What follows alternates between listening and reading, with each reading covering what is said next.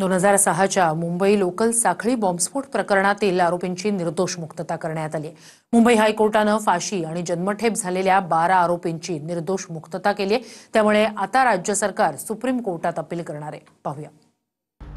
मुंबई साखळी बॉम्बस्फोट प्रकरणातील सर्व 12 आरोपींची मुंबई उच्च न्यायालयाकडून निर्दोष मुक्तता करण्यात आली आहे.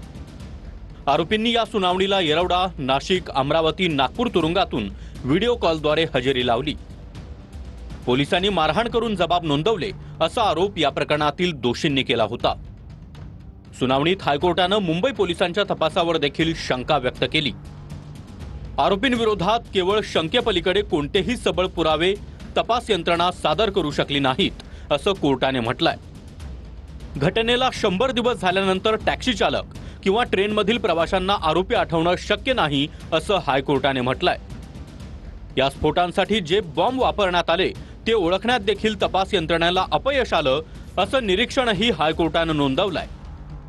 हे बॉम्ब नक्की कसे होते हेच माहिती नाही, त्यामुळे मिळालेल्या इतर पुराव्यांनाही काही अर्थ नाही असंही हायकोर्टाने म्हटलंय.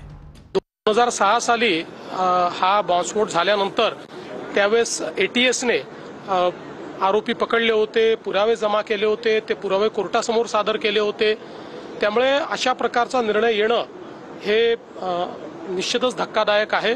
मी अजून काही पूर्ण निर्णय वाचलेला नाही, पण मी तात्काळ आपल्या जे काही वकील आहेत त्यांच्याशी चर्चा केली आणि त्यांना मी सांगितलेलं आहे की आपण सुप्रीम कोर्टमध्ये याला चॅलेंज केलं पाहिजे आणि आमचा प्रयत्न आहे की लवकरात लवकर सर्वोच्च न्यायालयामध्ये जाऊन या निर्णयाला आम्ही चॅलेंज करू.